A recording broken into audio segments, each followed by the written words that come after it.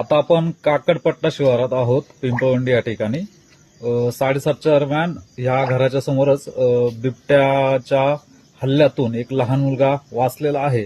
तर या मावशी आपल्यासोबत आहे, त्यांना विचारूयात. मावशी, नक्की काय झालेलं? अहो, आम्ही इथं बसलेलो वट्ट्यावर पार दारा तोंडाशीच बसलेलो आणि तो तिथून इतकी जणी उडी मारली पार थोडं कमी नाही पार मुलाला पकडलंच असं एवढ्यापर्यंत. एवढ्यात आम्ही थोडस तिकडं का असं पडलो म्हणून बिबट्या तुमच्या जवळ आला का? हा तुमच्या अंगावर उडी मारली? हा, उडी मारली तिथून बघा इथपर्यंत पार माणसाची पार उगाच एवढंच हे राहिलेलं अंतर. एवढ्यात आम्ही असं कान उडं झालो तिथे. लाईट होती त्यावेळेस? नव्हती लाईट गेलेली असताना हा प्रकार घडलेला आहे. बिबट्या तुमच्या इतक्या अगदी, तुम्ही जर या खुर्चीवर बसलेला आहात आणि या ठिकाणी बिबट्या आलेला आहे, तर तुम्हाला तो दिसला नाही का त्यावेळेस? दिसला ना. अचानक आला का कसा? अहो, अचानकच आला इथपर्यंत. पण इथं उडी मारल्यावर मला तर उडी मारल्यावर दिसला तो. तेव्हा मी वाढते मोठ्याने. बिबट्या पाहिलेला किती मोठा असेल बिबट्या? अहो, चांगला एवढा असायला मोठा बिबट्या. तुम्ही समांकडे पाहिजे.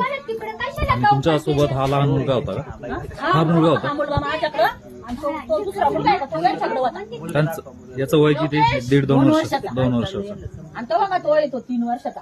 तो यांच्याजवळ होता. तुम्ही दोघे होते? हा, आणि त्याची आई पण होती. आमच्या दोघींच्या मध्येच हा उभा होता इथं खुर्ची पशी. बिबट्या कोणत्या बाजूला गेला? हा, माझं नाव संदीप दत्तात्रय काकडे, काकडपट्टा. काल रात्री 2 वाजता घरासमोरून वाघ आला आणि त्यांनी कुत्र्याला शिकार करून घेऊन गेला. आणि आज ही घटना घडली वाजता म्हणजे रखरखता वाचली. आज दुपारी गोट्याची आज दुपारी काल रात्री 1:48 तिच्या घराच्या समोरून एक कुत्रा बसलेलं होतं. त्याला वाघाने शिकार करून घेऊन गेला.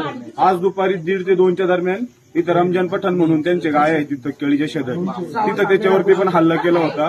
तिथं पण त्यांनी हुसकावलं.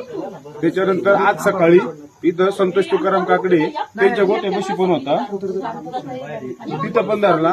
आणि त्याच्यानंतर आज आत्ता म्हणजे तरी 7:30च्या टायमिंगला आता पण इथं लाईट गेल्याच्या नंतर इथं बारीक पोरगं बसलेलं होतं. त्याची आई पण होती आणि तो इथंच होता. आपण आता समोरच इथं लुकून त्यांनी डायरेक्ट जम्प केली. त्याचं म्हणजे पोराचं नशीब बलवत्तर होतं की त्याच्या आईने ते बघितलं आणि बाळाला ओढलं. नाही तर आता पण इथं पण काकडपट्ट्यात पण काही झालं असतं ते पोराचं पण.